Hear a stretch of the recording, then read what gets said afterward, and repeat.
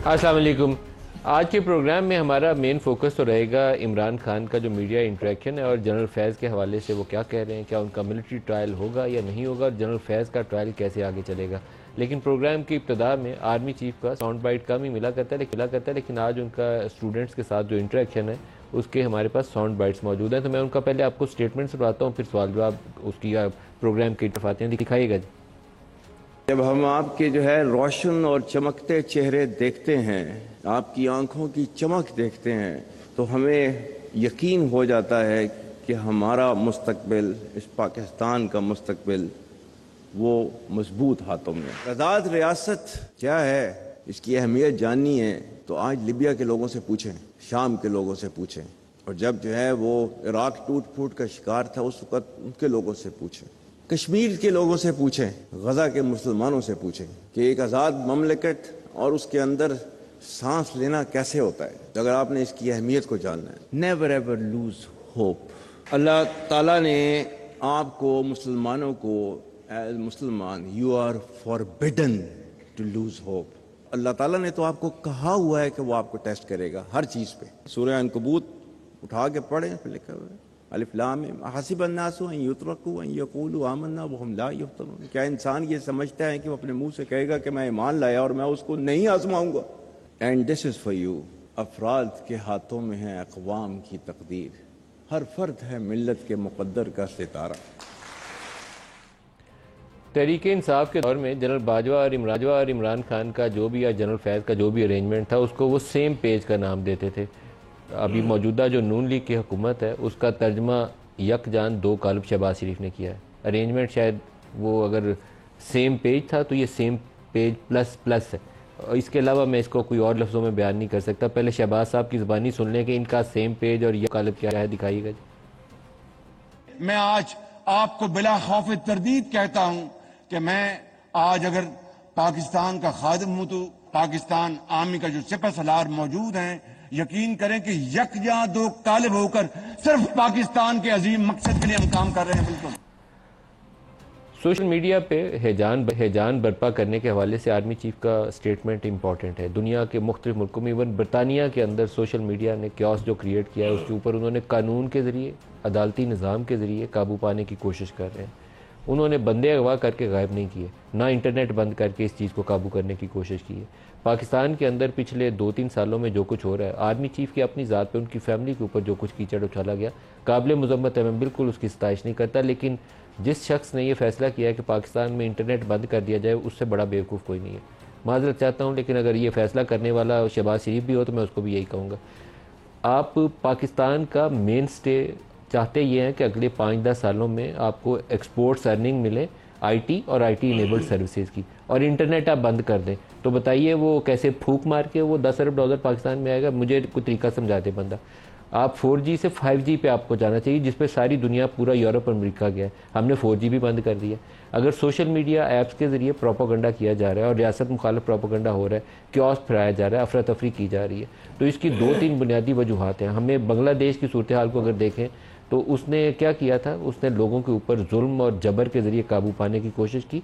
सियासी मुखालफिन को उसने, जमात इस्लामी के लोगों को फांसी पे चढ़ाया। उसने खालिदा ज़िया को कई साल जेल में बंद रखा। हम पिछले 7-8 साल में उसी सियासत की शक्ल पाकिस्तान में देख रहे हैं।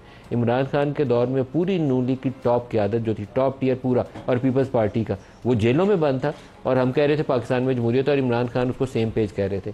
अभी शहबाज शरीफ ने उसको यकजान दो कालिब का नाम दे दिया, बिला शिरकते, वो क्या कहते हैं, बिला खौफ तरदीद उसको यकजान दो कालिब का नाम दे दिया। लेकिन काम हम उससे भी बदतर कर रहे हैं। जो इमरान खान कर रहा था उसको 2-4 गुना बढ़ा दिया। और फिर सोचें हम कि पाकिस्तान में सोशल मीडिया पे प्रोपोगंडा नहीं होगा। क्यों नहीं होगा? होगा। हमें रूल ऑफ लॉ बनाना पड़ेगा, फंडामेंटल राइट्स इंश्योर करना पड़ेंगे। अगर सोशल मीडिया के ऊपर ऑर्गेनाइज प्रोपोगंडा कोई जमात करती है, वो नून लीग हो, पीटीआई हो, पीपल्स पार्टी हो, organise campaign against the state, तो फिर आपको उसको आइडेंटिफाई करना चाहिए। अगर वो किसी की फैमिली को अब्यूज़ किया जाता है, वो आर्मी चीफ की फैमिली हो या एक ऑर्डिनरी वर्कर, ये हमारी टीवी एंकर्स है ख़वातीन, उनके साथ जो कुछ पिछले 5-7 सालों में हुआ है, अगर आप उनको आइडेंटिफाई करें कि उसके पीछे कौन कौन था, तो बड़ी मुश्किल पेश आएगी। कुछ ऐसे सोशल मीडिया सेल्स थे जो जॉइंटली ऑपरेट होते थे। अब जॉइंटली का एक हिस्सा तो पीटीआई था, जॉइंटली का जो दूसरा हिस्सा है, सबको मालूम है कि मैं किसकी तरफ इशारा कर रहा हूँ। आप उनकी निशानदेही करके कार्रवाई का आगाज़ करिए। इंटरनेट बंद मत करिए, अपना बयानिया बनाइए जो ज़्यादा पावरफुल हो, जो काउंटर कर सके उस प्रोपेगेंडा को। सोशल मीडिया पे सच नहीं आ रहा और जितना अब्यूज़ किया जा रहा है फ़ौज को, मेरे ख्याल है उससे गुरेज करनी चाहिए। जो शाम और लीबिया की मिसालें दी गई, वहाँ अरब स्प्रिंग अमेरिका ने लाकर वहाँ पे इंस्टॉल की थी उस अरब स्प्रिंग को, जिससे पूरे मुल्क तबाह हो गए, फ़ौजें तबाह हो गई। एक जगह सद्दाम बैठा हुआ था, एक जगह पे कज़ाफ़ी बैठा हुआ था। यमन में जो कुछ हो रहा था वो भी रियलिटी ज़हन में रखें। हमें उन चीज़ों से लेसन्स लेते हुए, सबक सीखते हुए आगे बढ़ना है। कुछ चीज़ें ड्रॉ करनी है कि ये गलत चीज़ें थी, हमें सही रास्ते का इंतखाब करना है। अगर उसके बगैर हम सोचें तो रास्ता उसके बगैर मिलेगा नहीं। मैं माजरत के साथ सारों से दरख्वास्त करूँगा, हम तबाही के रास्ते पे हैं। हमारी लीडरशिप को कुछ खौफ खुदा करना चाहिए। सोशल अनरेस्ट का एक लेवल है, यहाँ तक हम टॉलरेट कर लेंगे, यहाँ तक कर लेंगे, लेकिन जब ये सर से ऊपर गुजर जाएगा फिर डूब जाएंगे। हम उसके करीब जा रहे हैं, तो इसका रास्ता निकालें। आज जो इमरान खान का स्टेटमेंट है उसके ऊपर हमारे नुमाइंदे हैं पिंडी से, यासिर हकीम, वो हमें ज्वाइन कर रहे हैं। उन्होंने कहा कि मेरी गिरफ्तारी का हुक्म फ़ौज के सरबराह की तरफ इशारा है। कुछ अल्फाज का चुनाव भी उन्होंने किया, सुपर किंग का, बादशाह का, कि उसने हुक्म दिया था। आर्मी चीफ से मुतालबा है जनरल फैज़ का ट्रायल ओपन कोर्ट में करें। फैज़ हमीद और मेरा मामला फ़ौज का इंटरनल मसला नहीं है। इस तरह की बहुत सी बातें की और इंटरेस्टिंगली हमारे रिपोर्टर ने खबर फाइल की है कि सिक्योरिटीज़ राय से उसका जवाब आया है। जवाब क्या है? इमरान खान कौन है जो कहें कि जनरल फैज़ का ट्रायल ओपन कोर्ट में होना चाहिए? अब ये बात तो ठीक है क्योंकि एक फॉर्मर DGI है, उसका मिलिट्री कोर्ट में ही ट्रायल होगा, लेकिन ये जवाब फौरी तौर पर आया। उन्होंने कहा इमरान खान होता कौन है कहने वाला कि उसका ओपन ट्रायल होगा। और दूसरी लाइन उससे ज़्यादा तगड़ी है, अगर इमरान खान का ट्रायल हुआ तो वो तसल्ली रखें उनका ट्रायल ओपन कोर्ट में होगा और पूरी दुनिया को पता चल जाएगा वो क्या करते रहे और क्या करवाते रहे। यासिर हकीम साहब अस्सलाम वालेकुम। वालेकुम अस्सलाम नदीम मलिक साहब। सर आज क्या बातें की इमरान खान ने जनरल फैज़ के हवाले से और अपने मामले में? नदीम मलिक साहब आज जब वो मीडिया से बातचीत के लिए आए तो उन्होंने आगाज यहाँ से किया कि काजी फायज ईसा जो चीफ जस्टिस पाकिस्तान है वो रिटायर होने वाले हैं और इसीलिए फैज हमीद साहब की गिरफ्तारी का जो है वो ड्रामा रचाया जा रहा है। इसलिए मैं मुतालबा करता हूँ कि जनरल फैज हमीद का जो ट्रायल है वो ओपन किया जाए और इस ट्रायल में मीडिया को कवरेज की इजाजत दी जाए। साथ साथ उन्होंने ये भी कहा कि अगर मैंने बगावत की है तो मेरा भी ओपन ट्रायल करे। और ये कैसी जमहूरियत है? किसी भी दुनिया में कहीं भी ऐसी जमहूरियत नहीं होगी कि एक साबिक प्राइम मिनिस्टर का ट्रायल जो मिलिट्री कोर्ट में किया जाए।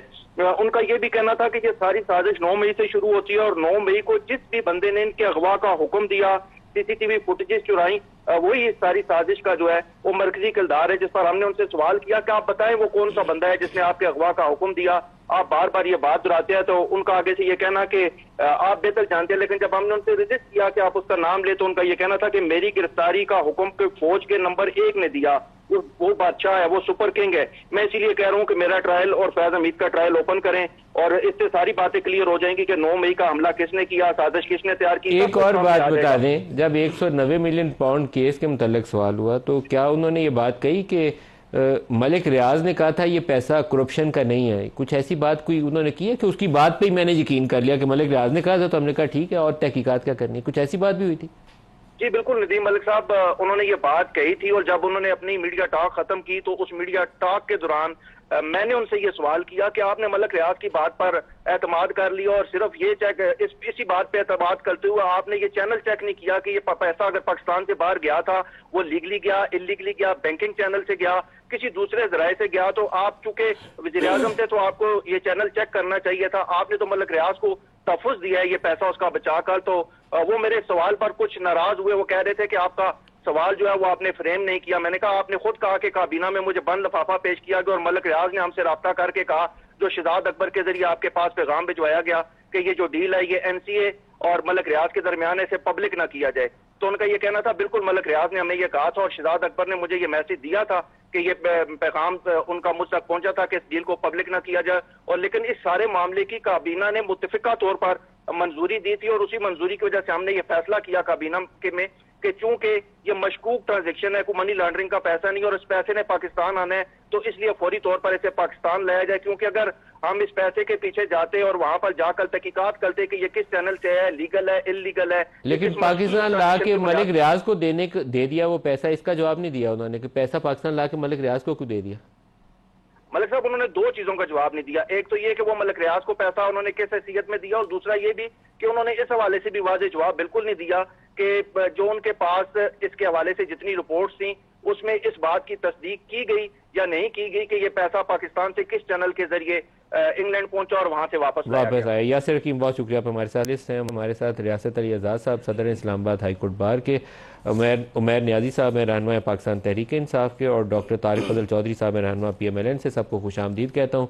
रियासत साहब, आप पहले तो कानून की मार मारें, ये बताएं पहले कि जनरल फैज़ का ट्रायल मिलिट्री कोर्ट में होगा या खुली अदालत में होगा? बिस्मिल्लाहिर्रहमानिर्रहीम। सबसे पहले तो ये बात है कि जो आर्मी एक्ट है 1952 वो स्पेशल लॉ है, तो जहाँ पे स्पेशल लॉ हो और जनरल लॉ हो तो दोनों में अगर सामने आमने उनका वो आ जाए तो उसमें जो प्रिवेल करना होता है वो स्पेशल लॉ प्रिवेल करता है। तो स्पेशल लॉ के अंदर जो आर्मी एक्ट 1952 के ऊपर आर्मी एक्ट का इतलाक होगा, यस, मिलिट्री कोर्ट में जी, यही कानून है या कोई खिलाफवर्जी हो रही है? यही कानून है। और जनरल लॉ जो है अपनी जगह पे, लेकिन चूंकि ये स्पेशल लॉ के तहत है और वो तो एक्सक्लूसिवली इस आर्मी एक्ट के अंदर आते हैं, उस डोमेन के अंदर आते हैं। कानून के मुताबिक है या कोई बंदा जोर जबरदस्ती बाजू मरोड़ के आर्मी चीफ ने कहा नहीं जी मिलिट्री कोर्ट में करना है, या कानून के मुताबिक है? ये लॉ है, ये एक्ट के अंदर प्रोवाइडेड है और उसके अंदर इनका आर्मी जो वो फील्ड कोर्ट मार्शल होगा उसके अंदर ये इनका ट्रायल होगा फैज हमीद का। कोई आइन की खिलाफवर्जी या कानून की खिलाफवर्जी नहीं है? चूंकि देखिए ये स्पेशल लॉ है और स्पेशल लॉ ही प्रिवेल करेगा, जनरल लॉ नहीं करेगा। उमैर साहब, आपकी जमात से या इमरान खान की जानिब से जो मुतालबा है वो अगर इस कानून से मुतसादिम है तो ये मुतालबा दुरुस्त नहीं है?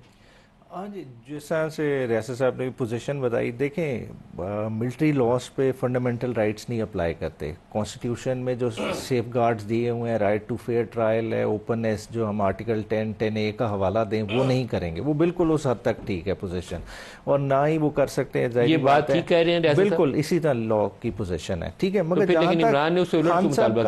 देखिए मैं आज उधर था नहीं, मैं कॉन्टेक्स्ट को उस तरह से, मैं जिस तरह से उसको डिफरेंट समझ सकता हूँ। उमैर साहब तो मिलिट्री कोर्ट में ट्रायल होगा जनरल फैज का। कानूनी पोजीशन नहीं है। मगर जो बेसिकली यूनाइटेड नेशन का जो चार्टर है ह्यूमन राइट्स का, वो कहता है कि तमाम ट्रायल्स को ओपन होना चाहिए। हम आइडियली उस पोजीशन पे नहीं है, ना ही हमने आज तक किस्सा किया है। मगर जहां तक किसी सिविलियन का ताल्लुक है, सिविलियन का आप उस तरह से जो है ना क्लोज डोर ट्रायल नहीं कर सकेंगे। That has to be an open trial. मैं मतलब as a matter of principle मैं सपोर्ट करूंगा कि इमरान खान का जो भी मुकदमा हो खुली अदालत में हो, मिलिट्री कोर्ट में ना चले। लेकिन आप इस बात से इत्तेफाक करते हैं कि जो करंट पोजीशन है पाकिस्तानी मिलिट्री पर्सनल के हवाले से मैं बात कर रहा हूँ, दैट हैज टू बी वो क्लोज डोर होगा, जो वो मिलिट्री कोर्ट्स में ही जाएगा, कोर्ट्स में ही जाएगा और उनका अपना उसी तरह से। आप इमरान के मुकदमे में कुछ कहना चाह रहे हैं? उस पे मैं आपको एक सुप्रीम कोर्ट की जजमेंट रेफर करना चाहता हूँ, PLD 2024 सुप्रीम कोर्ट सफ़ा नंबर 337, जिसमें justice retired Jawad S Khawaja sahab petitioner थे, जिसमें उन्होंने आर्मी एक्ट का जो सेक्शन 2D1 था उसको उन्होंने कहा था ये अल्ट्रा वायरीज है। मतलब ये है कि जो फंडामेंटल कॉन्स्टिट्यूशनल राइट्स दिए गए सिविलियन को, उससे ये रिपग्नेंट है, इसलिए सिविलियन का जो है ट्रायल वो मिलिट्री कोर्ट में नहीं हो सकता। तो इमरान खान का केस इसके अंदर फाल करता है। उनका वो जो डिमांड करेंगे आर्टिकल 10A या ओपन ट्रायल की वो डिमांड करते हैं तो ये उनका राइट है, कॉन्स्टिट्यूशनल फंडामेंटल राइट है, वो डिमांड कर सकते हैं। डॉक्टर तारिक फजल चौधरी साहब, ज्यादा मुश्किल मामला इस वक्त हुकूमत के पास है। हुकूमत को बयान देना है और असूली एक पोजीशन बतानी है कि जनरल फैज को किस गुनाह में पकड़ा गया है। टॉप सिटी 2017 का वाकया है, उसको 2018 में पकड़ लेते, 19 में पकड़ लेते, लेकिन 2024 में पकड़ा गया। उस वक्त ये DGC थे, इनके ऊपर एक DGI भी थे उस वक्त, जनरल नवीद मुख्तार। आप ही की हुकूमत का वाकया ही, उस वक्त आर्मी चीफ भी थे जनरल बाजवा। उन सबको पता नहीं चला और ये सारा कुछ करते रहे, लेकिन 2024 में पकड़ा। फिर 9 मई जो हमारी इतला है जो अभी तक कि इनको 9 मई में भी पकड़ा गया। 2 वाकयात हैं, तो कितना कसूर किस वाक़े में और आपने एग्जैक्टली किस केस में उनको चार्जेस फ्रेम किए? मलिक साहब, ये चूँकि जिस तरह के मेरे दोनों ऑनरेबल कोलीग्स ने बात की है, सेंसिटिव मैटर है और इसमें जो तमाम तर तफसीलात हैं वो भी शेयर नहीं की गई इस केस के हवाले से। जो अब तक की चीज़ें सामने आई हैं वो बिल्कुल आपने सही फरमाया कि टॉप सिटी एम्बेजलमेंट और उसके बाद 9 मई और उसके अलावा भी जो हमारे सामने की चीज़ें हैं कि इमरान खान और उनकी पूरी जो टीम है और पार्टी है उसकी फैसिलिटेशन, वो सारी चीज़ें शामिल हैं, वो किस हद तक थी। फिर उसके बाद जो अभी सोशल मीडिया के ऊपर जैसे हम डिजिटल दहशत गर्दी, और वो इसलिए कि वो पाकिस्तान के ख़िलाफ़ है, हम इसको डिजिटल दहशत गर्दी इसलिए नहीं कह रहे कि वो PMLN के ख़िलाफ़ है, वो इनका राइट है। ज़ाहिर है सियासी जमातें एक दूसरे के ख़िलाफ़ ट्रोलिंग भी करती हैं, एक दूसरे पर इल्ज़ाम भी लगाती हैं, गो कि ये इस काम में वैसे बैरिस्टर साहब नाराज़ ना हो तो PhD हैं और इन्हें कोई पहुंच नहीं सकता, ये कमाल महारत है इन्हें झूठे इल्ज़ाम लगाने की, फॉल्स न्यूज़। और अब जो ये नेटवर्क है, ये मैं मालूमात की बुनियाद पे आपको ये बात बता रहा हूँ कि पाकिस्तान में कम और पाकिस्तान से बाहर लोग बैठे, क्या मालूमात क्या, थोड़ी रोशनी डालिए ना। आप नेटवर्क ऐसे कहते हैं, रॉ का नेटवर्क उमर नियाज़ी साहब की पार्टी से आ रही है, थोड़ा हाथ रौला रख के बताइएगा। रॉ का नेटवर्क देखें, जो मैं कह रहा हूँ ना कि सियासी जमातें, रऊफ हसन जब पकड़ा गया है ना, तो उसके बाद हमें पता चला है वो कंप्यूटर से ऐसे राज मिले हैं जिससे पूरी कहानी मिल गई है कि जनरल फैज़ कॉल करते थे, वो मैसेज यहाँ आता था, यहाँ से वो कौन सी अडियाला जेल है जी, अडियाला जेल का डिप्टी सुप्रीडेंट था, उसके पास एक पुराने ज़माने का फ़ोन था, वो जाके इमरान के कान पे लगाता था और वहाँ से कहानी सेट हो जाती थी। इस तरह के नेटवर्क से मैं अभी आपको कहते हैं पूरी तफसील बताता हूं। मैं जिस कैनवस की बात कर रहा हूँ वो इस तरह के नेटवर्क से नहीं चलता जो आप बात बता रहे हैं। अच्छा। वो कोई एक लिंक होगा जो भी होगा, लेकिन बहरहाल जिस तरह एक मुनज़्ज़म कैंपेन इस नेटवर्क पे इदारों के खिलाफ चलाई जा रही है, वो भी एक फैक्टर है कि वो कौन से लोग हैं, ये पूरी टीमें कौन सी हैं, और ये आप मुझे ये बताएं कि उसका नुकसान किसको हो रहा है। सियासी कमालें तो ऊपर नीचे आती रहती है ना, कभी एक पाकिस्तान को नुकसान हो रहा है, तो ये चीजें देखने वाली हैं। और इसमें फिर जनरल फैज़ का क्या किरदार रहा है, वो सारी चीजें सामने। क्या आर्मी के खिलाफ जो कैंपेन थी सोशल मीडिया पे, उसमें जनरल फैज़ का रोल है? मलिक साहब, अभी तो ये कबल अज़ वक्त है कि मैं इसका बात मेरे टॉक शो में आपके साथ, आपने कहा ना आपको पूरा नेटवर्क का पता चल गया, आपको पूरी इंफॉर्मेशन है, तो आप बताएं। पता है कि जो ये कैंपेन की जा रही है पाकिस्तान में और पाकिस्तान से बाहर, पाकिस्तान से बाहर ज्यादा लोग बैठे कहाँ से? मतलब उसमें अमेरिका है, उसमें बरतानिया है, उसमें और बहुत सारे ऐसे ममालिक हैं। और वो क्या पीटीआई की सोशल मीडिया टीम है? अक्सरियत। उमैर साहब, आप ये काम करते हैं पार्ट टाइम से? देखें, पर्सन को क्रिटिसाइज करना, देखें हम इदारे के क्रिटिसिज्म की तरफ लेके जा रहे हैं, कह रहे हैं कि पाकिस्तान का नुकसान, उस तरह की बातें करें। देखें, पर्सन को लोग क्रिटिसाइज पास में भी करते रहे हैं, इनकी तरफ से भी इंस्टेंसेस मौजूद हैं, खान साहब ने भी किसी स्टेज पे लोगों को किया होगा। देखिए, इसको आप इक्वेट कर दें कि जी इदारे के खिलाफ साजिश और उस तरह के बयानियाँ बनाएं। अगर ओवरसीज़ कोई ट्वीट कर देता है, आप उसको कहें नेटवर्क बना दे, तो इस तरह नहीं होता। देखें, एक क्या आपके ऑर्गेनाइज्ड मीडिया सेल्स हैं पाकिस्तान से बाहर जो इस तरह का बयानियाँ बनाते हैं? नहीं, देखिए सोशल मीडिया तो एक, आप खुद मीडिया से एक तो ना इंडिविजुअल, उमैर नियाज़ी साहब की राय है, तारिक साहब की राय है, आजाद साहब की राय है, लेकिन एक होता है ऑर्गेनाइज सेल, आपने 30 बंदे बिठाए होते हैं, वो शाम तक 5000 ट्वीट्स करते हैं। हाँ जी, तो आपकी इस तरह के सेल्स हैं बरतानिया में? ये तो देखें, ये किसी बंदे को इम्प्लीकेट करें, किसी का आइडेंटिफाई करें। देखें, इतने रिसोर्सफुल हैं, देखें इनके पास हर एजेंसीज है एट हैंड। अब तक तो इनके पास सारा डाटा होना चाहिए था कि ये लोग हैं, ये इधर से ऑपरेट कर रहे हैं, इतने अकाउंट्स हैं।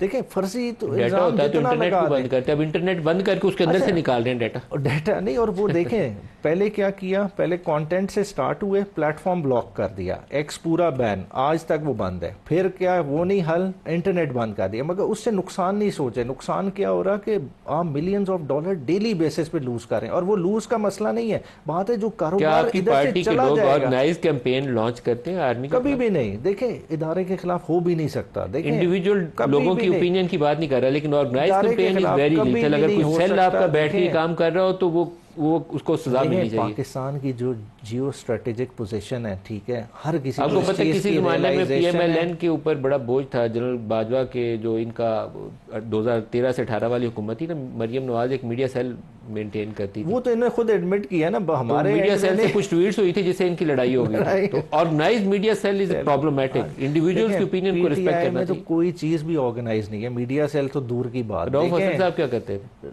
रऊफ हसन साहब तो इन्फॉर्मेशन सेक्रेटरी थे, ठीक है। पैसे किस चीज के देते, तनख्वाह क्यों देते? तनख्वाह किस चीज के? वो बेसिकली बेचारे सारा बैठ के मीटिंग्स करनी, ठीक है, 6.5 लाख स्पोक्स पर्सन के साथ मीटिंग करते थे, ठीक है, कि आज का ये मेन पॉइंट्स हैं, लोगों को पार्टी वालों को बना के देने कि आपने टॉक शोज पे इसने जाना है, इसने जाना है। आपके पास ये सारी सोशल मीडिया वर्कर्स हैं? नहीं, पेड वर्कर्स नहीं। आपके पास होते थे, अब मुझे अभी तो तनख्वाहें देने के पैसे नहीं है जी। आप पार्टी ऑफिस के हालात देखें, जो बेचारे जेल काट के आ गए हैं, उनके घर 2-2 महीने से तनख्वाहें नहीं गई हुई। ये तो पता नहीं किधर की बातें की जा रही हैं। रियासत साहब से पूछते हैं, रियासत साहब, एक इंडिविजुअल पढ़े लिखे बच्चे की जो राय है उसको रिस्पेक्ट करनी चाहिए। अगर वो गाली ग्लोच ना कर रहा हो, किसी की फैमिली को अब्यूज ना कर रहा हो, लेकिन अगर वो ओपिनियन देता है कि फौज मुदाखलत ना करे तो मैं उसको रिस्पेक्ट करूंगा। फिर मैं नहीं कहूँगा कि वो सोशल, ये टेररिस्ट बोलते हैं ना उसको, डिजिटल टेररिस्ट, मैं उसको डिजिटल टेररिस्ट नहीं बोलूँगा। लेकिन अगर एक उसको हम भी नहीं कहते, एक अगर ऑर्गेनाइज सेल है, उसमें 20 लोग एम्प्लॉय कर लेते, मैं एम्प्लॉय कर लेता और मैं कहता हूँ कैंपेन चलाओ आर्मी चीफ जनरल आसिम के खिलाफ, तो वो दैट शुड बी पनिशेबल। बिल्कुल, वो गैर कानूनी, वो तो काबिल मुज़म्मत बात है। किसी भी इदारे के खिलाफ कोई भी ऐसी मिलीशियस कंपेन, मुनज़्ज़म कंपेन, बिल्कुल वो जुर्म है, ताज़ीरात पाकिस्तान के तहत भी जुर्म है।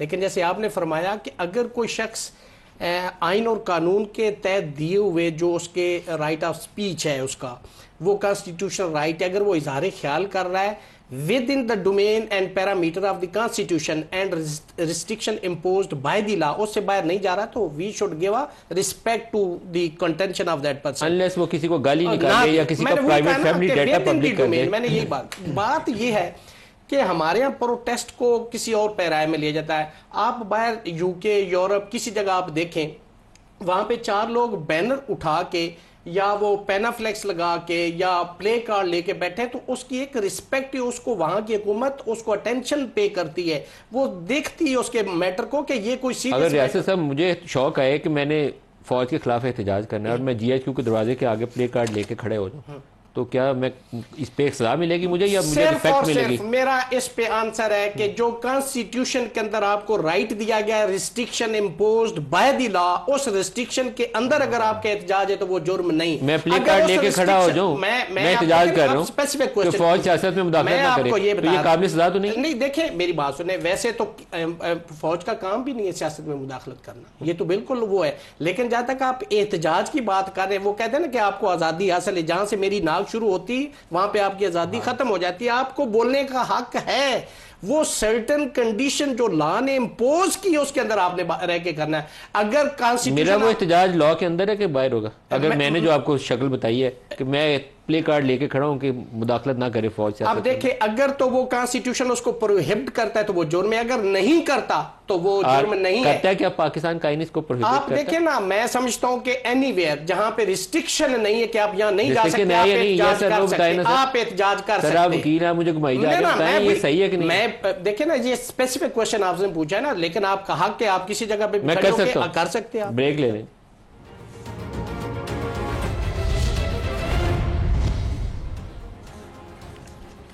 प्रोग्राम में दोबारा खुशामदीद कहते हैं। इमरान खान का आज ये जो मुतालबा था कि जनरल फैज़ का खुली अदालत में ट्रायल किया जाए, तो इसके जवाब के अंदर 3 लाइनी एक वो खबर है जिसको मैं आपको पढ़ के सुनाना चाहूँगा कि इमरान खान कौन है जो ये कहें कि जनरल फैज़ का ट्रायल खुली अदालत में होगा, और दूसरी लाइन है कि इमरान खान इस मामले में तसल्ली रखें कि उनका ट्रायल हुआ तो यकीनन खुली अदालत में होगा, और पूरी दुनिया को, थर्ड लाइन है, पूरी दुनिया को पता चल जाएगा कि वो क्या करते थे और क्या करवाते थे। तारिक साहब, क्या ये बात, अच्छा तारिक साहब हमें ज्वाइन कर रहे हैं। तारिक साहब अस्सलाम वालेकुम। जी अस्सलाम वालेकुम साहब। तारिक साहब, ये खबर हमारे एक रिपोर्टर ने फाइल की है जो ये कहते हैं कि जनरल फैज़ के और ये जो डिप्टी सुपरिटेंडेंट या दूसरे लोग थे अडयाला जेल के अंदर, इनके क्या लिंकेजेस थे, हुकूमत ने उसकी तहकीकात कर ली है, कुछ रोशनी डाल सकते हैं? क्या सामने आया? देखिए जो मेरी इत्ला है और अनकन्फर्म्ड रिपोर्ट मेरे पास है कि देखिए राब्ता तो गालिब इम्कान यही है कि राब्ता तो था और पैगाम रसानी भी होती थी, और बानी चेयरमैन PTI जो बयानात भी दे रहे हैं, इससे भी ये वाजे होता है कि देखिए अब राब्ता टूटा है, उम्मीद भी टूटी है, उसके बाद अब वो ऐसे बयानात दे रहे हैं कि कभी जीरो बना देते हैं, कभी हीरो बना देते हैं। पहले अपने आप को डिस्टेंस किया, उसके बाद अब खुल के उनके दिफा में आ गए हैं। तो राब्ता तो हमेशा रहा है और जो एक मंसूबा था वो भी देखिए। लेकिन तारिक साहब, क्या चीजें उस आपकी तफ्तीश में सामने आई हैं? इंटेलिजेंस एजेंसी, ISI, IB, आपकी स्पेशल ब्रांच, इस सब के होते हुए अडयाला जेल के अंदर अगर कोई फोन लेके खुफिया तरीके से मालूमात पहुंचा रहा है और मैसेजिंग कर रहा है, ये कैसे मुमकिन है? देखिए मैं जितनी मेरे पास मालूमात थी, मैं उसी हवाले से बात कर सकता हूँ कि मुझे बिल्कुल पता है राब्ता था। इस इंक्वायरी के हवाले से, इन्वेस्टिगेशन के हवाले से मैं कोई चीज कंफर्म नहीं कर सकता। मगर देखिए बात यह है कि जब उस वक्त बतौर DG ISI ये बात चल पड़ी कि ISI को कोर डिक्लेयर कर दिया जाए, क्योंकि चीफ बनने के लिए ये लाजिम था कि कोर कमांड करनी होती है, और बानी चेयरमैन PTI इस बात पे तैयार नहीं थे कि इनको 1 सेकंड के लिए भी DG ISI के ओहदे से अलहदा करें जनरल फैज हमीद को। तो आप अंदाजा करें कि वो किस लेवल की प्लानिंग थी कि ISI कोई कोर डिक्लेयर करें, वो यहीं पे रिक्वायरमेंट पूरी हो। ये कोई समरी मूव की गई थी कि ISI को एक कोर डिक्लेयर कर दिया जाए? ये पूरी डिस्कशन उस वक्त चली और उस ऑफिशियल रिकॉर्ड का हिस्सा है ये चीजें?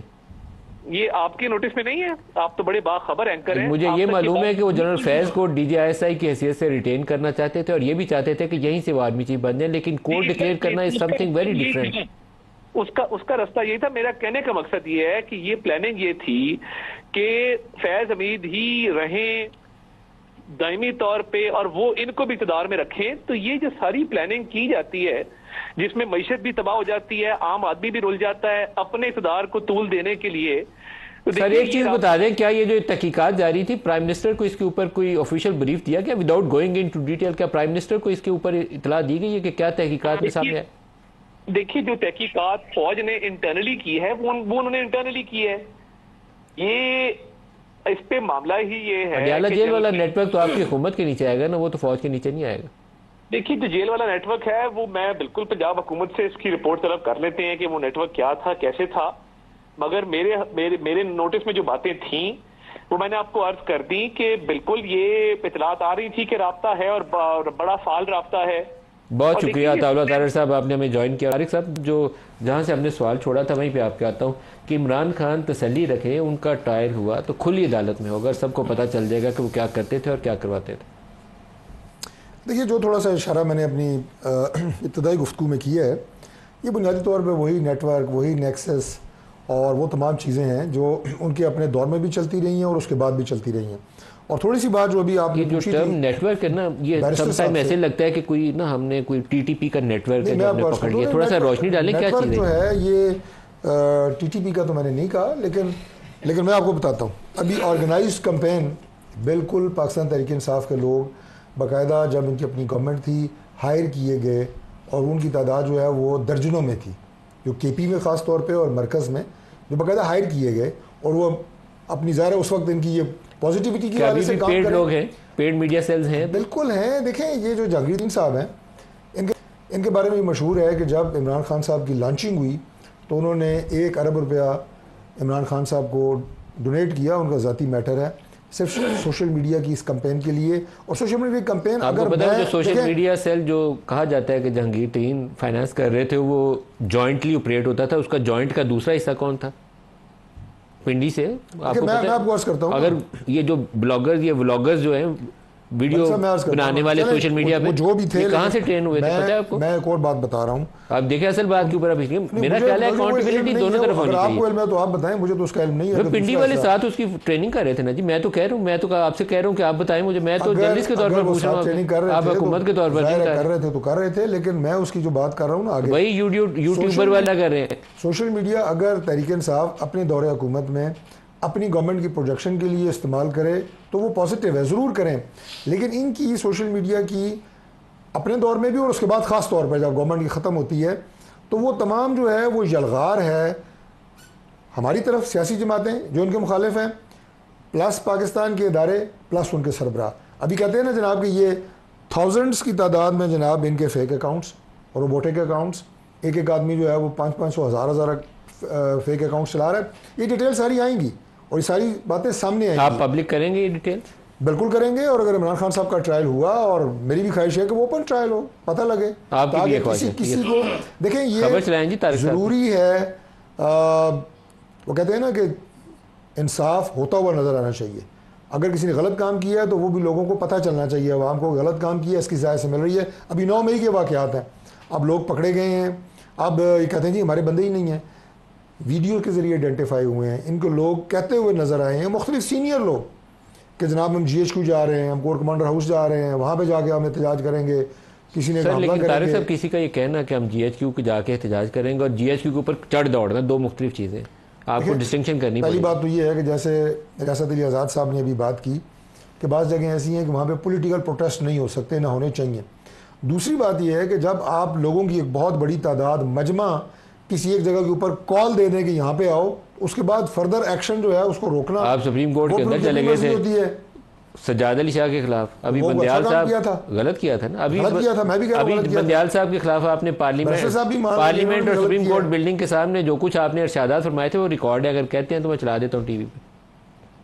देखिए मलिक साहब, बात की होती है कि किसी एक स्पेसिफिक बात को लेकर आप उसको एक इज्तिमाई सूरत हाल के ऊपर लेकिन आपका जान चलाया, आपने भी जोर चलाया, अब इनका भी जोर जान चलाया, इन्होंने भी चलाया, लेकिन आप दो बड़े इदारों की तबाही के मुर्तकब हो रहे हैं। ना करें ऐसा कुछ। पाकिस्तान को ये सारे इदारे चाहिए, उन इदारों को सियासत में नहीं आना चाहिए। कहते हैं बार बार, मैं भी कहता हूँ रोज़ टीवी पे बैठ के कि फ़ौज को सियासत से पीछे हट जाना चाहिए। आपको भी एक बात कहनी चाहिए, लेकिन वो कुछ नहीं पैदा होना चाहिए जिससे क्योस मुल्क के अंदर अफरा तफरी हो जाए। बिल्कुल नहीं, इस चीज़ पे एग्रीमेंट है, बिल्कुल नहीं। मगर मसला ही क्या है कि हमने खदोखाल अपने इतने बिगाड़ दिए हैं कि हम अपने कॉन्स्टिट्यूशनल फ्रेमवर्क से बाहर निकल गए हैं। हम सारे ऑपरेट कर रहे हैं अपने जो हमारी लिमिट्स हैं उससे बियॉन्ड। तो वो जब तक ये रिग्रेसिवली सारे अपने रोल में वापस नहीं जाएंगे तो ये प्रॉब्लम हल नहीं होगा। जब देखें आप खुद अपनी पोजीशन एब्डिकेट कर देंगे, अब देखें चाहे गल से ही आ गए ये गवर्नमेंट में बैठे हैं ना, तो अपना रोल असर्ट करें, ठीक है। अपना रोल ये खुद असर्ट नहीं करेंगे, डिक्टेशन कहीं और से लेंगे, मामलात कहीं और से चलाएंगे, फिर तो नहीं चलेगा ना। आप जब आए थे तो आप क्यों असर्ट नहीं थे कर सकते? आपको पता है हमारी तो पहली दफा थी ना। नहीं चले, आपकी प्रॉब्लम ये थी कि आप उनके कंधों पे बैठ कर आए थे, नहीं इसलिए आप कंप्रोमाइज थे। इनकी भी यही प्रॉब्लम है। हमारी तो शुरू में देखें टीम अपने बलबूते पे हुकूमत बनाए ना, तो फिर आप असर्ट कर सकते। हमारी तो देखें उस वक्त भी फैक्शन फिगर्स उठा के देख लें कि कितनी लो मार्जिन वाली सीटें हमें हराई गई। हमें तो हरा के उस पोजीशन में फंसा के बिठाया गया 2018 में। हमारी तो कराची की सीटें किसने जितवाई थी आपको? देखें हमारी क्लियर मेजॉरिटी वाली सीटें हराई गई। कराची से आपको किसने 14 सीटें दी थी? देखें आज 17 सीटें चली भी तो गई ना, इसी तरह जैसे आई थी 14 आज 17 चली। आज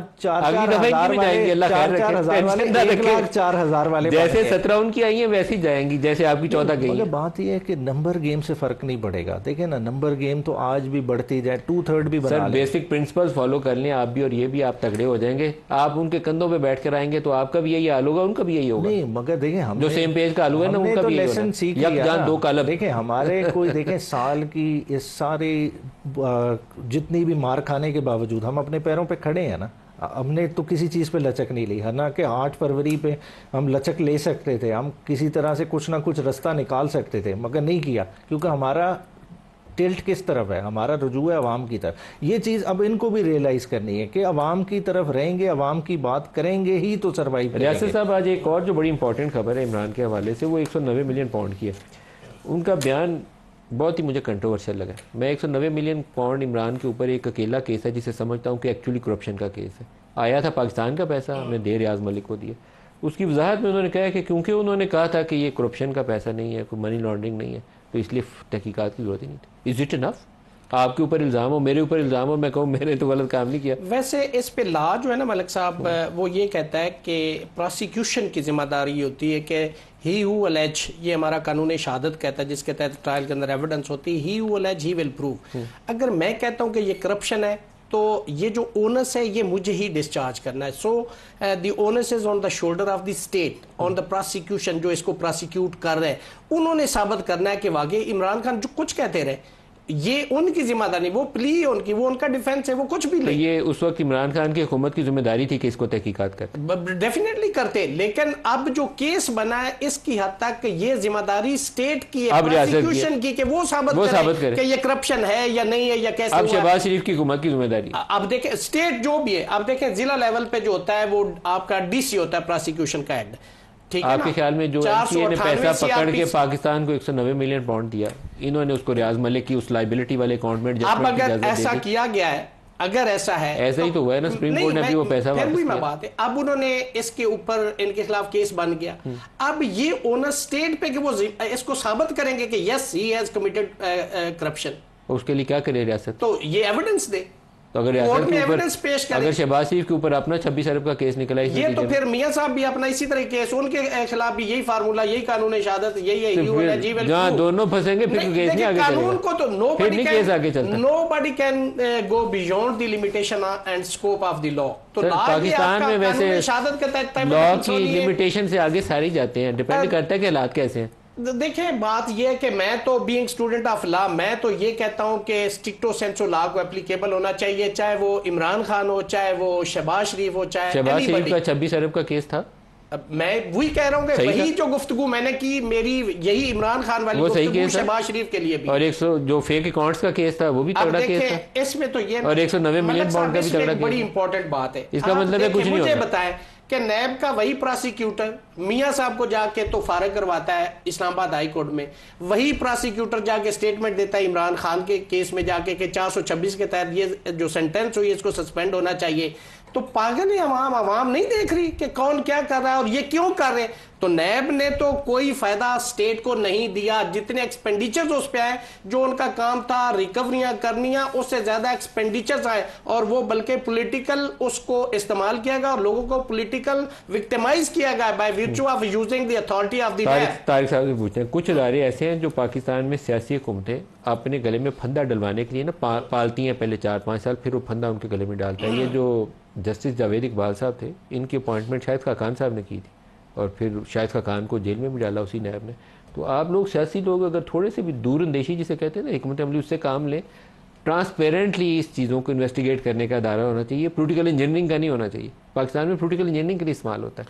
देखिए, नैब जिस दौर में बनाया गया और जिसने बनाया, वहीं से आपको पता चल जाता है कि उसकी नीयत क्या थी उस वक्त। उसी वक्त पोलिटिकल इंजीनियरिंग शुरू हो गई। शरीफ ने फौरन उसकी क़याम का मकसद ही ये था कि सियासी लोगों को उसमें ट्विस्ट किया जाए, उनके खिलाफ मुकदमात बनाए जाएं, उन्हें डराया धमकाया जाए और उनकी वफादारियों को तब्दील किया जब आपको पता है तो आपने तोशा खाना के 4 मुकदमे इमरान पे बनाए हुए। तो नहीं, देखिए, अब वो इदारा चलता रहा है ना। ये तो नहीं है कि जनरल मुशर्रफ के दौर में वो इदारा बना और बीच में गायब रहा और अचानक तोशा खाना केस में फिर जाग पड़ा। वो थ्रू आउट उसमें हमारे लोग खुद फंसे रहे हैं, हमारी लीडरशिप उसमें जो है वो इंतकाम का निशाना बनी है। जितने मुकदमे आपने उस एक घड़ी के बनाए ना इमरान खान के ऊपर, अगर ऐसे ही मुकदमे खुलने आप पे शुरू हुए ना, तो वो गाड़ी का भी खुलेगा, घड़ी का भी खुलेगा, सारी चीजें आपने भी ली। अच्छा, आपका ख्याल ये है कि अभी वो कसर रह गई है? अभी है, मुकदमा हमारी लीडरशिप काफी कसर है। ये जो आप कह रहे हैं, एक घड़ी से अगर 4 तोशा खाना के केस बन सकते हैं तो गाड़ियों और घड़ियों के ऊपर आपके ऊपर तो 50 बनेंगे। राना सनाउल्लाह साहब के ऊपर जो है बड़ी जाती की। ये मैं अर्ज कर रहा हूँ ना, ये पॉलिटिकल विक्टिमाइजेशन थी, इस पूरे मुस्टर्म से गुजरे हैं। और ये जो हमारा मियां नवाज शरीफ साहब का दौर था, उसमें बाकायदा ये बात चली थी, पाकिस्तान पीपल्स पार्टी ने इसकी सपोर्ट की कि नैब के इदारे को बंद किया जाए और साफ तहकीकात करने वाला कोई अकाउंटेबिलिटी। आपकी जमात ने मुखालफत की थी, ये भी रिकॉर्ड पे बताया। 17वीं तरमीम के वक्त ये तजवीज़ आई थी और आपकी जमात ने मुखालफत कर दी। हम ही ने मुखालफत की थी। मैं यही तो आपको फिर आपको मजा आया ना 18 से लेकर 24 तक जब इमरान खान ने आपको जेल में बंद किया। बात यह है कि चूंकि हमारा ज़मीर साफ था इसलिए हमने मुखालफत की। ज़मीर अच्छा साफ है जनाब आपका। नैब के अदारा रहे ना रहे हमें कोई फर्क नहीं पड़ता। वो हाफिज हुसैन अहमद साहब कहते थे ना, ये ज़मीर की आवाज़ नहीं सुनते, जनरल ज़मीर की आवाज़ सुनते हैं।